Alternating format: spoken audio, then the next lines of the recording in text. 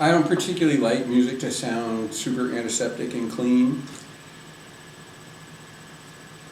I was attracted to, you know, rock music and to jazz and stuff originally because it wasn't pristine like a lot of classical music or I don't know what you call like, you know, schmaltzy stuff that they made with orchestras when I was a kid, but I never really liked the sound of that. I don't like this pristine, you know, it bothers me now, like when I watch movies, because a lot of movie soundtracks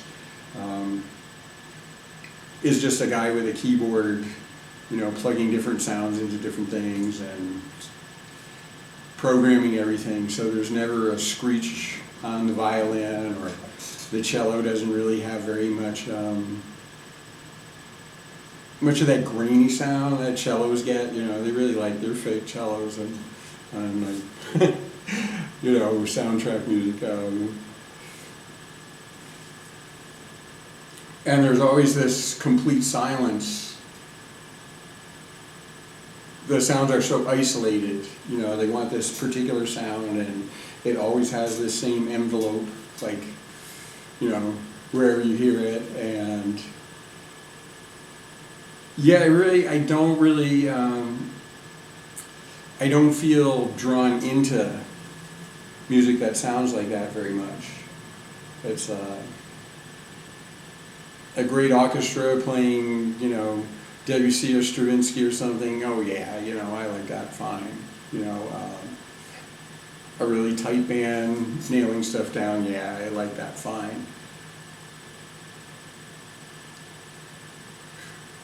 But it does turn out that, you know, the classical orchestral type music that I like tends to have a lot of contrasts and dissonances in it. You know, I like Stravinsky and Bartok and Messiaen, you know, it's Boulez, you know, I like it to have a little bit of nasty in it, I guess you'd call it, and that's the way they go at it, is they take these very clean, very pristinely played things, and they get, to me, what's the content? They get the content from dissonance and from, you know, rhythmic discontinuities and things like that. You know, they get it another way, but they're sort of going for, they're trying to sort of get rawness back into this system. And the lack of rawness with synthetic sounds is, I don't know about other people, but to me it sort of shuts me off when I hear them. It's the same way that I've never really got into a lot of hip hop, even though I like a lot of what people say, and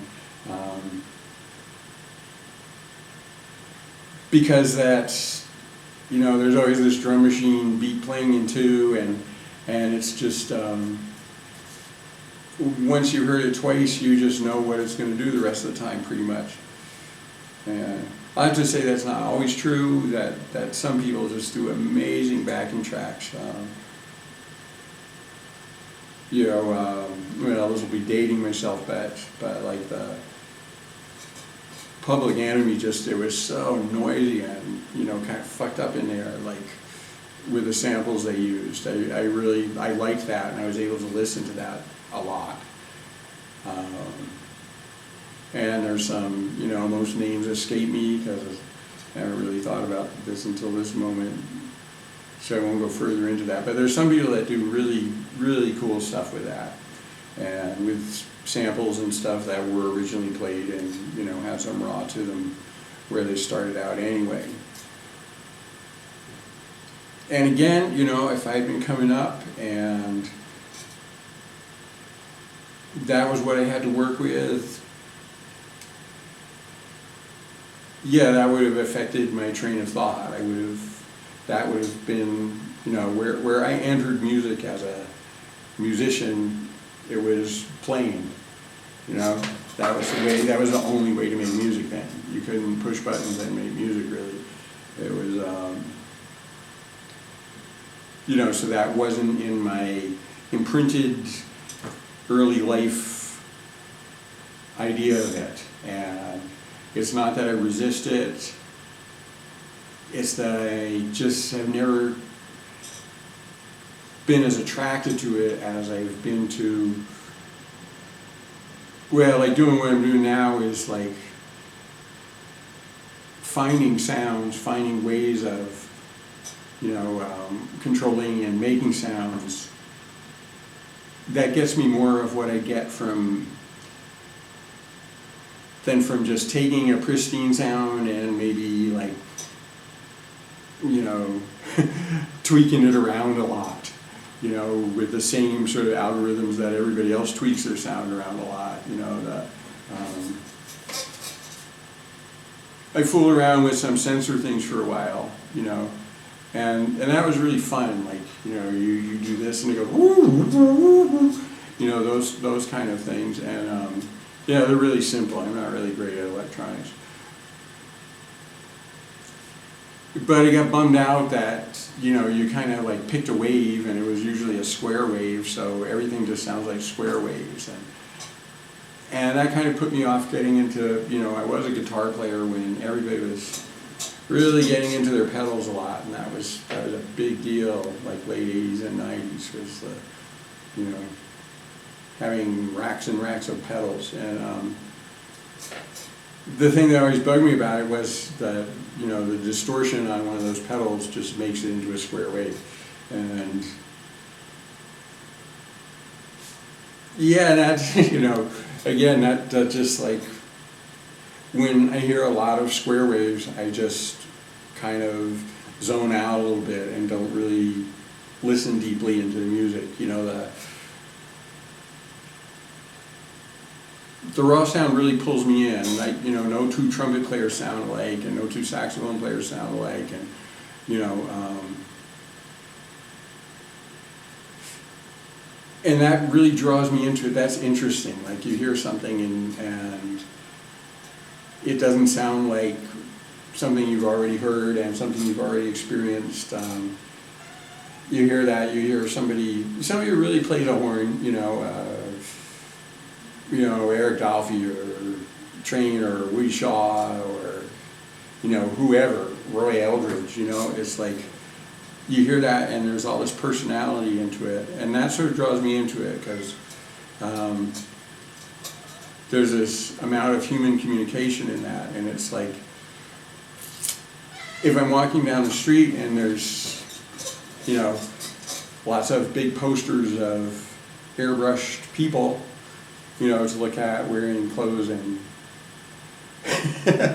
posing a la Calvin Klein or whatever, you know, I'm much more interested in looking at the live human beings and the way they move and that kind of thing,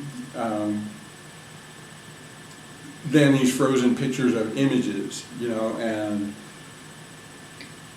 if somebody's actually playing something, that's like the person walking by, and they have a way of moving, and they have a way of being in their body, and they look like what they look like, and, you know, different light changes them, and, you know, if it's a medium-sized person standing next to a tall person, they look shorter, and if they, you know, like that kind of stuff. Like there's this infinite amount of variable, and it's really interesting.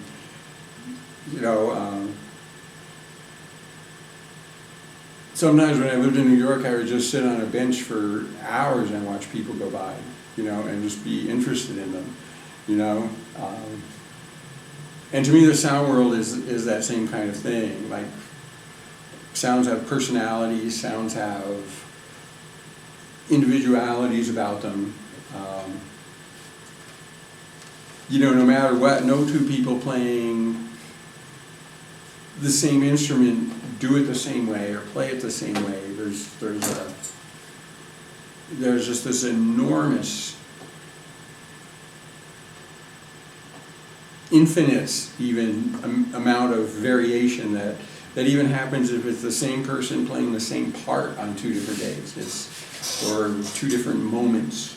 you know, or moment to moment. It's a really dynamic process and dynamic system with, even if there's tiny little slips and little variations, they still kind of put you on the edge of potential chaos at any time.